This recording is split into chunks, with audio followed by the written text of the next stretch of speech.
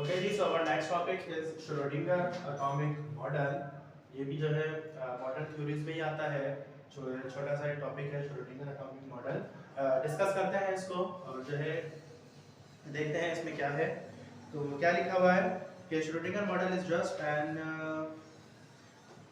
अच्छा, in 1926 Erwin Schrödinger, an Austrian physicist, took the Bohr's atomic model one step forward. 1926 में आपने याद रखना है 1926 में एक फिजिक्स था एरविन श्रोडिंगर, ठीक है, इसका ये पूरा नाम है, इसको आपने याद रखना है। तो 1926 में इसने जो है बोहर मॉडल को ही एक स्टेप आगे लेकर गया था और उसमें बताया था कि Schrodinger used mathematical equation two describe the likelihood of finding an electron in a certain position. और इसने डिफरेंट जो है मैथमेटिकल डेरिवेशन यूज करके इसने क्या करा था, इलेक्ट्रॉन की पोजीशन बताने की कोशिश करी थी। This model is known as quantum mechanical model, ठीक है। इस एटॉमिक मॉडल को क्या बोला जाता है, quantum mechanical model of atom बोला जाता है, सही है। Schrodinger model is just an improvement of Bohr's atomic model. Schrodinger model जो है वो बोहर एटॉमिक मॉडल की बोल सकते हैं इंप्रूवमेंट है, ठीक है। इसने जो है बोहर एटॉमिक मॉडल को ही थोड़ा सा इंप्रूव करा था। He took an atom of hydrogen but it has because it has one proton and one electron. इसमें जो है कौन सा एटम लिया था, हाइड्रोजन का एटम लिया था। क्यों लिया था, क्योंकि उसमें सिर्फ एक प्रोटॉन होता है और एक इलेक्ट्रॉन होता है, सही है। He proved mathematically that electron can be found in different position around the nucleus and determined by probability.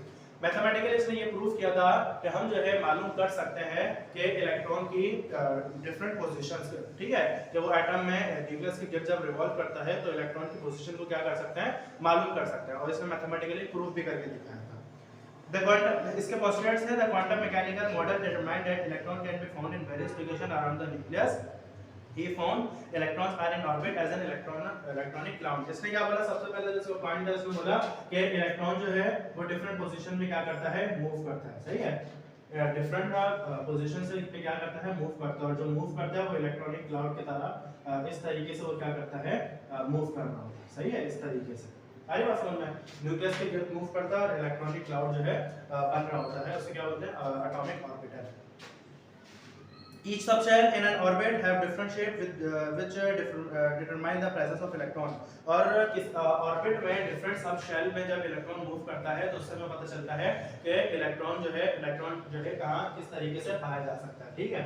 अब देखो, जैसे ये इलेक्ट्रॉन है, इसने सबशेल के बारे में बताया ना, जैसे ये ऑर्बिट है तो इस ऑर्बिट के अंदर ही जो है सबशेल पाया जाता है, सही है। ये जैसे ये शेल है, ये शेल है तो इसके अंदर ही जो है क्या पाए जाते हैं, सब शेल पाए जाते हैं। और जहाँ पे इलेक्ट्रॉन जो है मूव कर रहा होता है, जैसे कि ये पहला शेल है तो इसमें जो है एक सब शेल पाया जाएगा, सही है, एस, इसका नाम होता है एस, ठीक है, एस सब शेल होता है। और जो है इसकी जो शेप होती है वो होती है स्फेरिकल, ठीक है। वो इस तरीके से स्फेरिकली जो है इलेक्ट्रॉन क्या कर रहा होता है, मूव कर रहा होता है। फिर दूसरा जो है, जब हम दूसरे में शेल की बात कर रहे हैं तो उसमें दो सब शेल होते हैं, एक होता है एस यानी कि इलेक्ट्रॉन जो सर्कुलर भी मूव करेंगे उधर, और दूसरा होता है P shape, P subshell. P subshell में जो है जो उसकी शेप होती है वो होती है डंबल शेप, इस तरीके से। तो इलेक्ट्रॉन जो है वो किस तरीके से मूव करता है, इस तरीके से मूव करता है, ठीक है, इस तरीके से। तो इलेक्ट्रॉन अगर इस तरीके से मूव कर रहा है तो कौन से सब शेल में पाया जाएगा, पी सब शेल में पाया जाएगा। और इस तरीके से मुझे पता चल जाएगा कि भाई कि वो कहां पर पाया जाता है, शेप को जो है देखते हुए, ठीक है। तो अब ये x एक्सिस में भी, x एक्सिस में मूव करता है, y एक्सिस में भी मूव करता है और z एक्सिस में भी क्या करता है, मूव करता है। तीन तरीके से ये मूव कर रहा होता है, ठीक है। फिर है different subshell of orbital are name S P D and F. Different subshell होते हैं ऑर्बिटल में, नाम बताया मैंने एस पी डी और एफ। तो ये चार सबशेल होते हैं और इनकी अलग अलग जो है क्या होती है, शेप्स होती हैं। इन्होंने एस की बताई कि एस जो होती है वो स्फेरिकल शेप में होता है, पी और पी बताया उसकी पी की शेप कैसी होती है, डंबल शेप होती है, ठीक है। The number and kind of atomic orbital depend on the energy of shell. According to quantum mechanical model, probability of finding an electron within certain volume of space surrounding the nucleus can be represented as a fuzzy cloud. The electron cloud is denser. The probability of finding electron is high, which are called atomic orbital. क्या बोल रहे हैं, Schrodinger के हिसाब से electron जो है move कर रहा है और क्या बनाता है, इलेक्ट्रॉनिक क्लाउड बनाता हुआ जा रहा होता है, ठीक है। अब जैसे इलेक्ट्रॉन यहाँ पे मूव कर रहा है तो क्लाउड यहाँ पे ज्यादा होगा, सही है। तो ये डेंसर हुआ, तो डेंसर अगर मुझे नजर आ रहा है डेंसर एरिया तो वहां मैं बोल सकता हूँ कि वहां पर मुझे क्या, वहां पर जो है क्या है, इलेक्ट्रॉन है। और इस तरीके से हम इलेक्ट्रॉन की पोजीशन मालूम कर सकते हैं कि यहाँ पर इलेक्ट्रॉन पाया जाता है। ठीक है, तो ये था श्रोडिंगर एटॉमिक मॉडल। तो इसमें जो है बहुत ही जो है थोड़ा सा वन स्टेप आगे लेकर गया था और इलेक्ट्रॉन की पोजीशन के बारे में थोड़ा सा बताया था। ठीक है, मैथमेटिकल रिप्रेजेंटेशन के साथ भी इसने प्रूफ किया था, लेकिन आपके बुक में जो है वो नहीं है।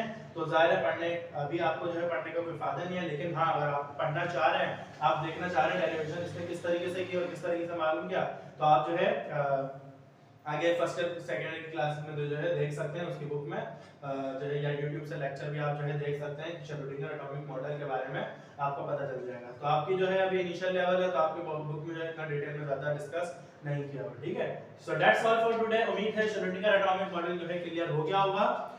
वीडियो अच्छी लगी है तो लाइक कीजिएगा, शेयर कीजिएगा, कमेंट कीजिएगा और सब्सक्राइब कीजिएगा। ठीक है, इंशाल्लाह कुछ एक दो टॉपिक रहेगा इस चैप्टर के, चैप्टर नंबर 2 के इलेक्ट्रॉनिक कॉन्फ़िगरेशन वाला रह गया और जो है आइसोटॉप्स वगैरह आइसोटॉप वाला टॉपिक रहेगा। ठीक है, तो जल्दी से जो है कोशिश करेंगे इसको जो है खत्म करें चैप्टर नंबर 2 को, ताकि जो है चैप्टर नंबर 3 भी स्टार्ट करना है। सही है,